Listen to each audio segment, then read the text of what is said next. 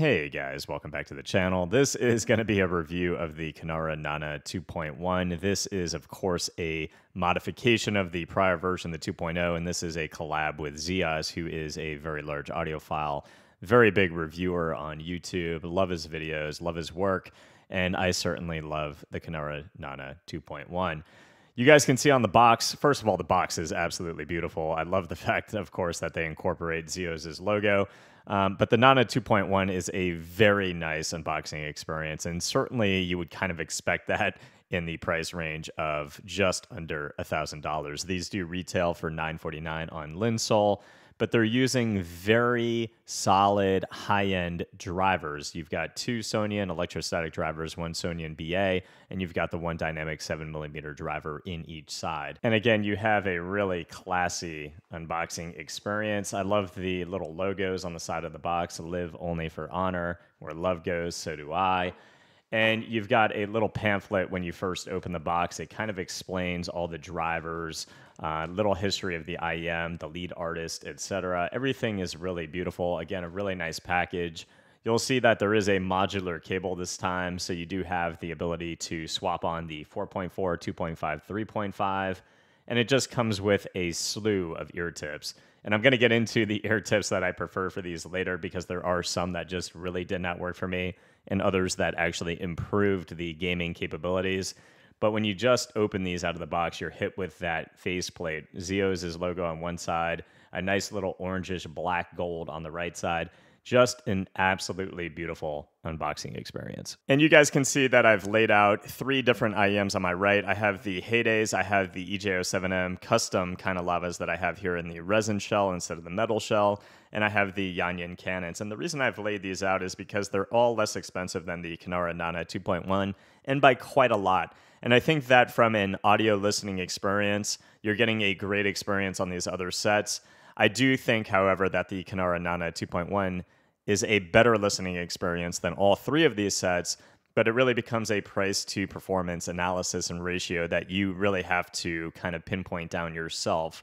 The things that I think the Kinera Nanna 2.1 does absolutely flawlessly, it has a wide soundstage, and I would say that the sound experience for audio listening is a warm neutral, but a relaxed warm neutral. If you take the bass guitar plucks and the guitar or the drum hits, you almost feel the air after every hit on a drum, right? So it is just this relaxed experience that doesn't leave any lingering rumble, any lingering sub bass, any lingering mid bass into the mids. Nothing bleeds into the mids. A very well textured experience in that sub bass region, one that never muddies absolutely anything. And the mids on this set are insanely beautiful. Male vocals, female vocals. I think it outperforms these other three sets. And that airiness in between every note, you can really feel that on this set. And I think that is something that makes this very unique, very beautiful, and I can understand why people love it because I love it. I would totally recommend this to you guys for a music listening experience. The treble is extremely well textured. There's so much micro detail from the bass to the mids to the treble region. There's not anything I dislike from a music listening experience on this set. It is beautiful. Soundstage, again, is wide. The imaging is absolutely beautiful for music listening purposes, and that separation and layering seems like it would translate well into gaming. But I don't actually find these to be better than these three sets for gaming-related purposes because when you take that beautiful separation in game, it actually translates into just a little bit too much separation and airiness. It almost pushes you further away and doesn't give you enough of an audio emphasis on certain audio cues that are happening at a distance. So the depth perception in Valorant, when somebody is kind of behind a wall or they are a little bit away, you get a beautiful imaging experience, but the depth of perception, it's almost like the airiness just causes it to leave where it should be kind of focalized in your mind as to where somebody is behind a wall. If it wasn't for that, this set would be an absolute home run. It would be a 10 out of 10, but it just misses the mark enough over these other IEMs that I just can't necessarily recommend it for competitive gaming purposes. And don't get me wrong, these IEMs are capable for competitive gaming related purposes, particularly with the foam ear tips that are included in the box. I just don't find them, because of that depth perception related issue and that air kind of escaping and not getting that emphasis, I don't find them to perform as well as things that are a lot cheaper. And I also just find that cheaper sets do have great imaging, so you really do have a diminishing return. So, you know, the fact that these are $1,000, the fact that they are absolutely beautiful for music, it doesn't necessarily translate into a huge buff for gaming. If you want a beautiful audio listening experience and you want to be able to translate it into whatever game you're playing, I think it really is a nice set. But again, for $949, I just wouldn't recommend it over these other 3 sets. For Apex Legends, it actually plays very well.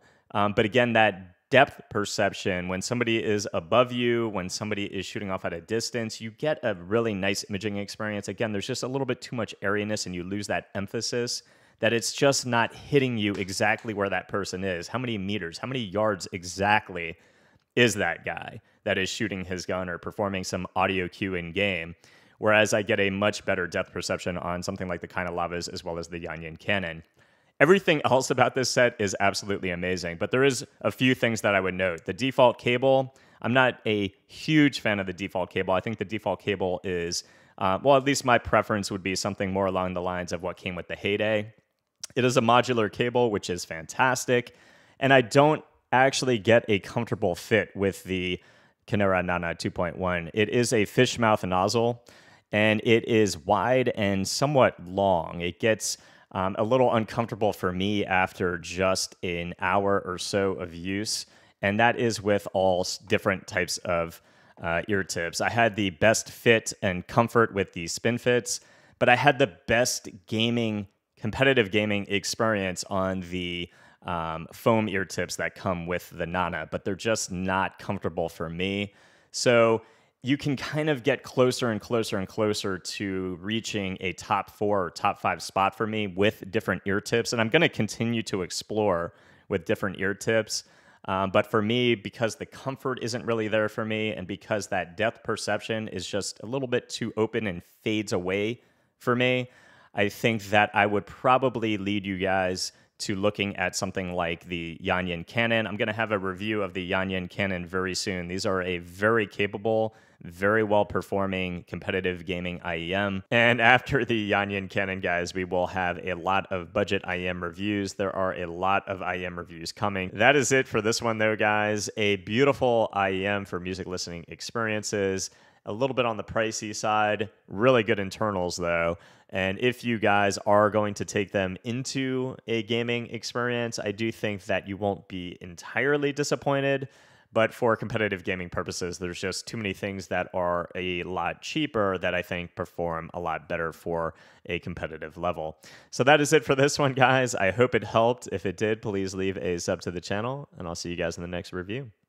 Peace.